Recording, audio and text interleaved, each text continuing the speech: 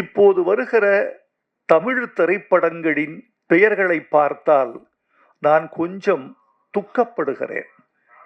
சில நேரங்களில் வெட்கமும் படுகிறேன். அவன் தமிழோடு இருக்க வேண்டும் என்று விரும்புகிறான், நீங்கள் தள்ளி நிற்கிறீர்கள். நான் உங்களை கேட்கிறேன், ஒரு தலைப்பை மாறுபட்ட முறையில் தமிழுக்கு விரோதமாக வைத்து அந்த படம் வெற்றி பெற்று விட்டது என்று நீங்கள் சொன்னால் நான் ஏற்றுக்கொள்கிறேன். வெற்றியும் பெறுவதில்லை, பிறகு ஏன்?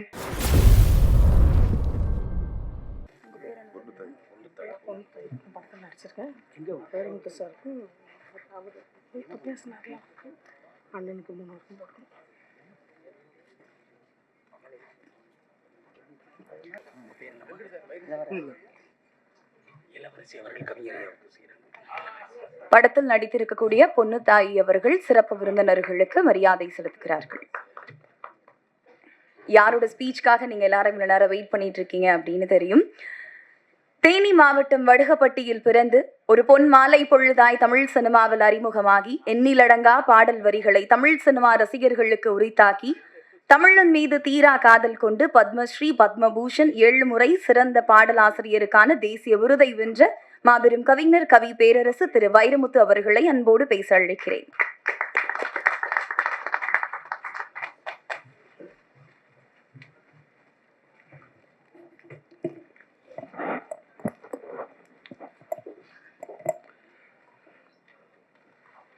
இந்த விழாவுக்கு சிறப்பு வருகை தந்திருக்கிற தமிழ்நாடு வணிகர் பேரமைப்பின் பெருந்தலைவர், கருப்பு நெருப்பு என்று எங்களால் அழைக்கப்படும் விக்ரமராஜா அவர்களே, தயாரிப்பாளர் ராஜேந்திரன் அவர்களே, இயக்குனர் ஆதி ஆறுமுகம் அவர்களே, படத்தில் பங்கு கொண்ட கலைஞர்களே, படக்குழுவைச் சேர்ந்த நண்பர்களே, மேடையில் அமர்ந்திருக்கும் மேன்மைக்குரிய பெருமக்களே, இந்த விழாவில் பனை படத்தினுடைய பாடல்களை பாராட்ட வந்து என்னுடைய ஆதி வரிகளையெல்லாம் இந்த அவைக்கு எடுத்து சொல்லி என்னையும் களிப்புறச் செய்திருக்கிற இயக்குனர் அரவிந்தராஜ், பேரரசு, அம்மையார் வடிவுக்கரசி அவர்கள், இன்னும் பெருமைக்குரிய பெருமக்கள் அனைவருக்கும் என் அன்பான வணக்கத்தையும், ஊடக நண்பர்களுக்கும் பத்திரிகையாளர்களுக்கும் என் அன்பையும் தெரிவித்துக் கொள்கிறேன். நண்பர்களே, இந்த விழா வித்தியாசமாக தொடங்கி வித்தியாசமாக நடந்து மிக மாறுபட்ட முறையில் முடிந்திருப்பதாக நான் கருதுகிறேன். ஒரு படத்தின் பாடல்கள், ஒரு படத்தின் கலைக்கூறுகள், ஒரு படத்தின் அழகியல், இவற்றோடு முடிவதுதான் ஒரு திரைப்பட பாட்டு வெளியீட்டு விழாவின் சம்பிரதாயங்கள் அல்லது கண்மூடித்தனமான மரபுகள். ஆனால் அதை தாண்டி இந்த விழா சமூகம் குறித்து பேசியிருக்கிறது, மண் குறித்து பேசியிருக்கிறது, மண்ணின் தாவரமான பனையை குறித்து பேசியிருக்கிறது. இந்த பனை என்பது படத்தின் பெயர் அல்ல. இந்த பனை என்பது மண்ணின் பெயர், மக்களின் பெயர், நம்முடைய கலாச்சாரத்தின் குறியீடு என்று நான் கருதுகிறேன். ஒரு படத்திற்கு தலைப்பு மிக மிக முக்கியம். என்னை பொறுத்து கொண்டால் நான் ஒரு செய்தியை சொல்ல வேண்டும் என்று ஆசைப்படுகிறேன். கடந்து போய்விடுவது என்பது எளிது. ஆனால் கடந்து போகிற பொழுதே கருத்து சொல்வது ஒரு கருத்தாளரின் உரிமை, மரபு என்று நான் கருதுகிறேன். இப்போது வருகிற தமிழ் திரைப்படங்களின் பெயர்களை பார்த்தால் நான் கொஞ்சம் துக்கப்படுகிறேன். சில நேரங்களில் வெட்கமும் படுகிறேன். அந்த பெயர் எனக்கு ஒன்றையும் குறிப்பிட்டு சொல்லவில்லை. அது வெறும் ஒரு சொல்லாக இருக்கிறது. தமிழில் சொற்களுக்கா பஞ்சம், தமிழில் தலைப்புகளுக்கா பஞ்சம், தமிழில் அழகான சொல்லாடல்களுக்கா பஞ்சம். நல்ல பெயர்களை, தனித்துவமான பெயர்களை ஏன் நீங்கள் சூடக்கூடாது என்று பார்க்கிறேன். பத்திரிகைகளில் அந்த அதிகாலை செய்திகளை புரட்டி பார்க்கிற பொழுது, தலைப்புகளை பார்க்கிற போது, அடுத்த பக்கம் செல்வதற்குள் அந்த தலைப்பு ஒரு மின்னலை போல் என் மூளையை கடந்து முடிந்து விடுவதை பார்க்கிறேன். தலைப்பு என்றால் நெஞ்சில் தைக்க வேண்டாமா? என் இருதயத்தில் சென்று பசை போட்டு ஒட்டி கொள்ள வேண்டாமா? என் நா திருப்பி உச்சரிக்க வேண்டாமா? ஒரு தலைப்பு என்பது ஒரு படத்திற்கு ஒரு கருத்தை சொல்வதாகவும், இன்னொன்று ஒரு காட்சியை விரியச் செய்வதாகவும், அது குறித்த எதிர்பார்ப்பை ஏற்படுத்துவதாகவும் அமைய வேண்டும் என்றுதான் நம்முடைய முன்னோர்களெல்லாம் தலைப்பு வைத்தார்கள். பழைய தலைப்புகளை எல்லாம் பார்த்தால் அந்த தலைப்பில் கதை வரும். மங்கையர் உள்ளம் மங்காத செல்வம் என்றால் ஒரு சமூகத்தின் பண்பாடே வந்துவிடும். கணவனே கண்கண்ட தெய்வம் என்று சொன்னவுடன் ஒரு கலாச்சாரத்தின் விழுமியம் வந்து விடுகிறது. அதெல்லாம் பழசு என்று நமக்கு தெரியும். ஆனால் அந்த வழியில் வருகிறவர்கள் தலைப்புகளில் ஒரு ஆழ்ந்த கவனத்தை செலுத்தி நிகழ்காலத்தின் பொருள் குறித்தும் நிகழ்காலத்தின் மாற்றம் குறித்தும் நம்முடைய விழுமிய போக்குகள் எது விழுகிறது எது எழுகிறது என்பது குறித்தும் இந்த தலைப்புகள் ஏதாவது மக்களுக்கு சொல்லி செல்ல வேண்டும் என்று நான் விரும்புகிறேன். தலைப்பு வைக்கிற தமிழ் இயக்குனர்கள், தயாரிப்பாளர்கள், கதாசிரியர்கள் தயவு செய்து அழகான தமிழ் பெயர்களை படத்துக்கு சூட்ட வேண்டும் என்று நான் அன்போடு விரும்பி கேட்டுக்கொள்கிறேன். இது ஒரு கவிஞனுடைய வேண்டுகோள் அல்லது ஒரு பாடலாசிரியரின் வேண்டுகோள் என்று நினைத்து விடாதீர்கள். இது தமிழ் மக்களின் வேண்டுகோள், பாமரனின் வேண்டுகோள், உழவனின் வேண்டுகோள், மூட்டை தூக்குகிற தொழிலாளியின் வேண்டுகோள், விறகு வெட்டியின் வேண்டுகோள். அவன் தமிழோடு இருக்க வேண்டும் என்று விரும்புகிறான். நீங்கள் தள்ளி நிற்கிறீர்கள். நான் உங்களை கேட்கிறேன், ஒரு தலைப்பை மாறுபட்ட முறையில் தமிழுக்கு விரோதமாக வைத்து அந்த படம் வெற்றி பெற்று விட்டது என்று நீங்கள் சொன்னால் நான் ஏற்றுக்கொள்கிறேன். வெற்றியும் பெறுவதில்லை. பிறகு ஏன் இந்த படத்திற்கு எனக்கு கதை சொன்ன இயக்குனர் இந்த படத்திற்கு விதை என்று பெயர் வைத்திருக்கிறேன் என்று சொன்னார். நான் சொன்னேன், விதை நல்ல பெயர்தான், ஆனால் நீங்கள் சொல்ல விரும்புகிற கதையை விட்டு விதை தள்ளி நிற்கிறது. எனவே இந்த படத்தின் ஒட்டுமொத்த இருதய துடிப்பும் தலைப்புக்குள் வர வேண்டும் என்றால் தம்பி பனை என்று பெயர் வைக்க வேண்டும் என்று சொன்னேன். அவர் உடனே ஏற்றுக்கொண்டார். விதையை விட பனை எனக்கு இன்னும் பக்கத்தில் இருக்கிறது ஐயா என்று சொன்னார். வாழ்க என்று சொன்னேன். மேல்நாட்டில் எப்படியெல்லாம் தலைப்பு வைப்பார்கள் தெரியுமா? ஒரு ஆங்கில படத்துக்கு தலைப்பு தி விண்ட் cannot read, காற்றுக்கு படிக்க தெரியாது என்று தலைப்பு வைத்தான். எப்படி டைட்டில் போட்டான் தெரியுமா? காற்றுக்கு படிக்க தெரியாது, இது டைட்டில்.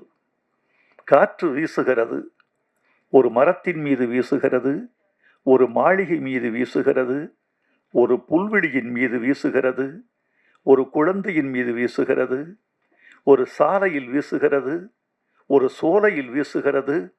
சோலைக்கு போனால் ஓரிடத்தில் பூக்களை பறிக்காதீர்கள் என்று ஒரு அறிவிப்பு பலகை வைக்கப்பட்டிருக்கிறது. இப்போது காற்று வேகமாக அடிக்கிறது, பூக்கள் புல்வெளியில் உதிர்கின்றன.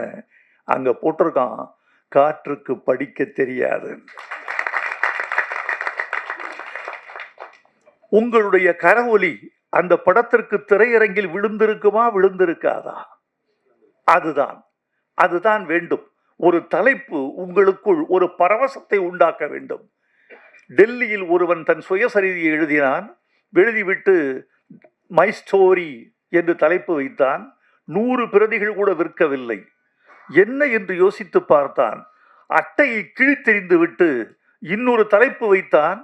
ஒரே நாளில் 3000 பிரதிகள் விற்றுவிட்டன. அவன் வைத்த தலைப்பு மை ஸ்டோரிங்கிறத மாற்றி என் மகனின் தந்தையின் கதைன்னு வச்சான். அது அவன் கதை தான். அது அவன் கதை தான். அதே தலைப்பு தான், என் மகனின் தந்தையின் கதைன்னு சொன்ன ஏதோ விவகாரமா இருக்கே என்று உள்ளே வந்தான். நண்பர்களே, இந்த பனை என்ற ஒரு குறியீட்டை பற்றி உங்களுக்கு சில செய்திகள் சொல்லியாக வேண்டும். இந்தியாவில் 11 கோடி பனை மரங்கள் இருக்கின்றன. இந்த 11 கோடி பனை மரங்களில் 6 கோடி பனை மரங்கள் தமிழ்நாட்டில் மட்டும் இருக்கின்றன. இந்த பனை என்பது தமிழ்நாட்டு தாவரம். ஆப்பிரிக்காவிலிருந்து மனித இனம் மடகாஸ்கர் தாண்டி இந்தியா வழியே வந்து ஆஸ்திரேலிய கரையில் சென்று குடியேறிய காலத்தில் கடத்தி வரப்பட்ட மரம் பனைமரம். இந்த பனைமரத்தை சாதாரணமாக கருத வேண்டாம், வெறும் மரம் என்று. நம்முடைய முடியாட்சியோடு சம்பந்தப்பட்டிருக்கிறது, நமது கலாச்சாரத்தோடு சம்பந்தப்பட்டிருக்கிறது. சேர சோழ பாண்டியர்களுக்கு 3 கொடி இருப்பது தெரியும். சோழனுக்கு புலிக்கொடி, பாண்டியனுக்கு மீன்கொடி, சேரனுக்கு விற்கொடி என்பது உங்களுக்கு தெரியும். இந்த 3 மன்னர்களுக்கு 3 மாலைகள் இருந்த கதை தெரியுமா? பாண்டியனுக்கு வேப்பம்பூ மாலை, சோழனுக்கு ஆத்திமலர் மாலை, சேரனுக்கு பனம்பூ மாலை. சேர மன்னன் தனது நெஞ்சில் அணிந்த அடையாள பூவாக, தேசிய பூவாக அவன் கருதியது பனம்பூவை. பனம்பூ மாலை அணிந்தவன் சேரன் என்பது நம்முடைய வரலாறு. இந்த பனை மாதிரி தாய் கூட கொடுக்க முடியாது. அதாவது நீங்க தாய்க்கு கூட நீங்கள் எவ்வளவு கடமையை செய்ய வேண்டும் என்று உங்கள் மனசுக்குள் ஒன்று இருக்கும். அவள் தாய்ப்பால் கொடுத்ததற்கு நாம் தாய்க்கு செய்ய வேண்டிய கடமை நமக்கு இருக்கிறது என்று நீங்களும் செய்வீர்கள். ஆனால் தாயும் எதிர்பார்ப்பாள், தப்பில்லை, அவளுக்கு அந்த உரிமை இருக்கிறது. இந்த பனை எதிர்பார்ப்பதில்லை. அது உன்னிடம் தண்ணீரை எதிர்பார்ப்பதில்லை, உன்னிடம் பராமரிப்பை எதிர்பார்ப்பதில்லை, உன்னிடம் உரத்தை எதிர்பார்ப்பதில்லை. அது வானத்திலிருந்து நீரை வாங்கிக் கொள்கிறது. வானத்தில் தண்ணீர் வறண்டு போன போது காற்றின் ஈர பசையை பனை ஓலை இழுத்து தன்னை உறுதிப்படுத்தி கொண்டு உயிர் வாழ்ந்து கொள்கிறது. ஒரு 15 வருஷத்துல ஒரு பனைமரம் வந்து நின்று நிற்கிறது. ஒரு பனைமரம் ஆண்டுக்கு 150 லிட்டர் பதநீரும் 24 கிலோ பனை வெல்லமும் தருகிறது. இந்த மரத்தை நாம் ஏன் தமிழ்நாட்டின் தேசிய மரமாக அறிவிக்க கூடாது? அறிவிச்சிருக்காங்களா? இருக்காங்க. தமிழ்நாட்டின் தேசிய மரம் என்று சொல்ல முடியுதா? அப்படியே சொல்லிருக்காங்க.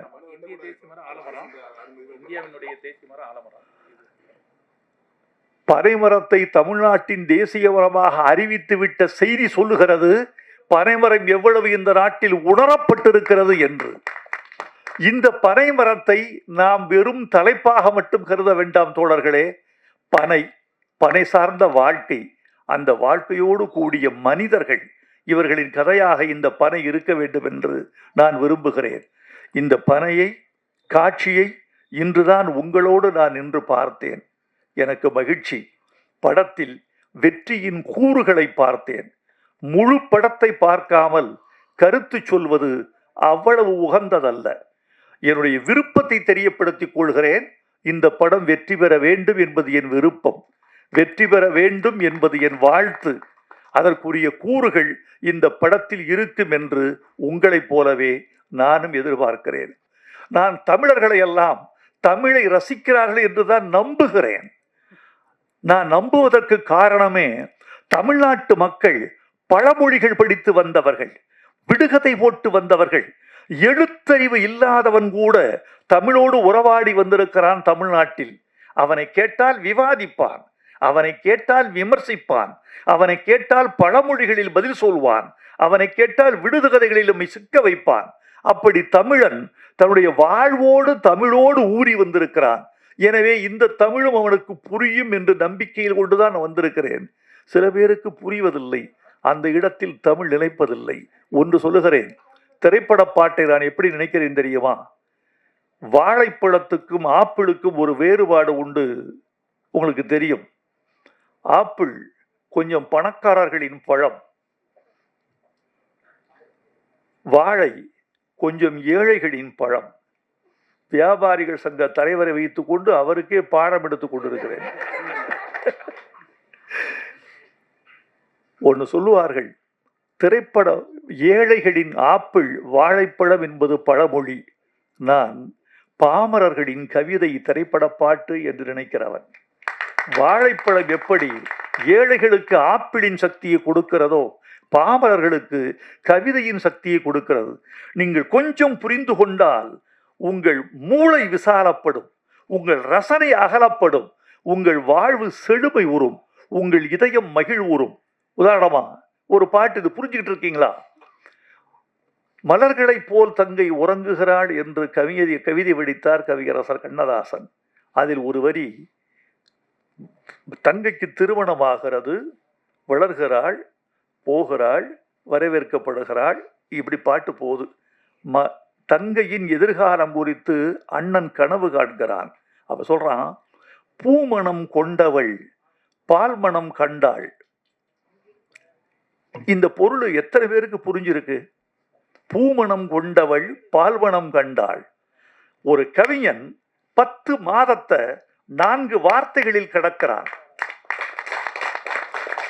பூமணம் கொண்டவள், மலர் சூடிக்கொண்டாள் மணவாளனால், பூமணம் கொண்டவள், 10 மாதத்துல குழந்தை பிறந்துருச்சு, பால்மணம் கண்டாள். அந்த 10 மாதத்தை 4 சொற்களில் கடக்கிறான் கவிஞன். இதை புரிந்து கொள்கிற போது மொழி மீது காதல், கவிஞன் மீது காதல், நம் மீதே காதல், நம் கலாச்சாரத்தின் மீது ஒரு பெரிய செறிவு விரிவு இதெல்லாம் வருகிறது. கன்னத்தில் ஒன்னே ஒன்று கடனாகத்தாடா, கல்யாண பரிசுல என்ன அர்த்தம்? கன்னத்தில் ஒன்னே ஒன்று கடனாகத்தாடா, கடன் தந்தால் என்ன அர்த்தம்? திருப்பி தரணும். கன்னத்தில் ஒன்னே ஒன்று கடனாகத்தாடன்னா, கடனா கொடுத்துட்டு, நான் திருப்பி தரணும் இல்ல, நான் வட்டியும் போட்டுல கொடுப்பேன். நீ ஒரு முத்தம் கொடுத்தால் நான் திருப்பி 1, வட்டி 1, நான் 2 முத்தம் கொடுப்பேன். கன்னத்தில் இதெல்லாம் இவ்வளவு அழகு இருக்கு. இப்போது நான் சொன்ன பிறகு இந்த சபை கைதட்டுவதை பார்த்து நீங்கள் புரிந்து கொண்டால் உங்களுக்கு நீங்களே கைதட்டிக் கொள்ள மாட்டீர்களா? உங்களோடு சேர்ந்து தமிழும் கைதட்டாதா? இது பட்டுக்கோட்டை பாட்டு. வாலி எழுதினாரு. வளையல் போட வர்றாரு கல்யாண பொண்ணுக்கு. கல்யாண பொண்ணு கண்ணான கண்ணுன்னு ஒரு பாட்டு. அதுல பொண்டாட்டி புருஷன் 2ஆக இருந்தால், இது வரைக்கும் தான் தெரியும், பொண்டாட்டி புருஷனுக்கும் பொண்டாட்டிக்கு சண்டை, 2 பேரும் ஒன்னா இருக்கணும், ஆனா 2ஆ இருக்காங்க. இந்த வளையல் போட்டா என்ன ஆகும்? பொண்டாட்டி புருஷன் 2ஆக இருந்தால் சராசரியா எப்படி எழுதுவான் ஒருத்தன்? 1ஆக செய்யும் வளையல், அப்படித்தான் எழுதுவான். பொண்டாட்டி புருஷன் 2ஆக இருந்தா 1 சேர்த்துரும் 2 பேரையும், அப்படிதான் எழுதுவான். வாலி எழுதினாரு, பொண்டாட்டி புருஷன் 2ஆக இருந்தால் 3ஆக செய்யும் வளையல். குழந்தை பிறந்துருமா? இந்த வளையல் சத்தம் அந்த வளையல் சத்தத்தின் சிணுங்கலில் அவள் எழுப்புவதும், அவள் முனகுவதும், அவள் அழைப்பதும், அவள் ஆரவாரம் செய்வதும், அவள் கொஞ்சச் செய்வதும், அவள் மிஞ்சி செய்வதும், 2 பேருக்கும் ஒரு காதல் வளர்வதும், காதல் கலவியில் முடிவதும், அது குழந்தையில் சென்று வளர்வதும் இந்த ஒரு வளையலால் நடக்கும்னு சொல்றான் அவருக்கு. இந்த வளையல் ஓசை என்னென்ன பயணம் செய்யுது, இதெல்லாம் இந்த 2ஆக, பொண்டாட்டி புருஷன் 2ஆக இருந்தா 3ஆக செய்யும் வளையல் என்று சொல்லுகிற போது ஒரு ஓசை கேட்கிறது. அந்த ஓசையின் வெளியே ஆசை வழிந்து 3ஆவது குழந்தை பிறந்து விடுகிறது சொல்றான். இவ்வளவு இருக்கு இந்த படத்துல. பாட்டு எழுதியிருக்க ஒரு பாட்டு. இந்த பொண்ணு நல்லா நடிச்சிருக்கீங்கம்மா, நீங்களும் நல்லா இருக்கீங்க தம்பி. அந்த பொண்ணை பக்கத்தில் ஒரு அழகான பெண்ணை வைத்து கொண்டு நீங்க அதை கவனிக்காமல் போறது மாதிரி ஒரு தண்டனை வேறு எதுவுமே கிடையாது. அதை நீங்க ரொம்ப அலட்சியப்படுத்திருக்கீங்க, ரொம்ப அழகா. அதுல ஒத்த பனைமரமா நான் ஒத்தையில நிக்கிறேனே, புத்திகெட்ட அத்த மகன் புலம்ப விட்டு போறானே. இது ஒரு பெண்ணினுடைய ஏக்கம். இந்த முதல் வரி ஒத்த பனைமரமான்னு ஏன் சொன்னான்? ஒத்த பனைமரமான்னு ஏன் சொன்னான்? இந்த ஒத்த பனைமரம் என்கிற முதல் வரியில் இங்க வச்சேன் இல்லையா, இதுக்கு ஒரு விடுகதை. ஒத்த பனைமரமா ஒத்தையில நிக்கிறனே, புத்தி கெட்ட அத்த மகன் புலம்ப விட்டு போறானே. இந்த முதல் வரிக்குடைய விடுகதையை கடைசி வரியில விட சொல்லியிருக்க. ஒரு தலையா காதலிச்சா ஒண்ணு சேர முடியாது, ஒத்த பனைமரையில் ஊஞ்சல் கட்ட முடியாதுன்னு சொல்லியிருக்க. ஒத்த பனைமரத்தில் ஊஞ்சல் கட்ட முடியாது, கிளைகளற்ற மரம். இந்த பனைமரம் கிளைகளற்ற மரம், இதில் ஊஞ்சல் கட்ட முடியாது. இது நீ ஒரு பனைமரம், நான் ஒரு பனைமரம், ரெண்டு ஒத்த பனைமரம் சேர்ந்தாதான் ஊஞ்சலே கட்ட முடியும், இரண்டு கைகள் தட்டினால்தான் ஓசை வரும் என்று அது அந்த முதல் வரிக்கு சொல்லப்பட்ட. இந்த முதல் வரியை எடுத்து கொண்டுகோட்டு பொருள்கோள் என்று தமிழில் ஒரு இலக்கணம் உண்டு. இந்த கொண்டுகோட்டு பொருள்கோள் மூலம் இந்த முதல் வரியை எடுத்து கொண்டு போய் கடைசி வரியில் இணைத்தால் இந்த பாட்டுக்குரிய பின்னணியும் அந்த ஒரு பெண்ணின் வலியும் அதுக்குரிய காதல் துடிப்பும் அதெல்லாம் சேர்ந்து வரும். இதையெல்லாம் இப்படியெல்லாம் புரிந்து கொள்வதற்கு உங்களுக்கு நான் பயிற்சி கொடுக்க வேண்டும் என்று இந்த பாடல்களில் ஒரு முயற்சி செய்து கொண்டிருக்கிறேன். அவ்வளவுதான். புதிய தலைமுறைக்கு ஒரு வார்த்தை, தோல்விகளை எல்லாம் பாடங்களாக கற்றுக்கொள்ளுங்கள், அடுத்தடுத்து முயற்சி செய்யுங்கள், பனை வெற்றி பெற வேண்டும். இந்த பனை ஒரு பெரிய சிறப்பு உண்டு. பனைக்கு எந்த மரமும் புயலில் சாய்ந்து விடும், எந்த மரமும் வெயிலில் காய்ந்து விடும். ஆனால் எந்த புயலுக்கும் சாயாத மரம், எந்த வெயிலுக்கும் காயாத மரம் பனை. அந்த பனை போல் இந்த படக்குழு வாழ்க என்று வாழ்த்தி விடைபெறுகிறேன். நன்றி, வணக்கம்.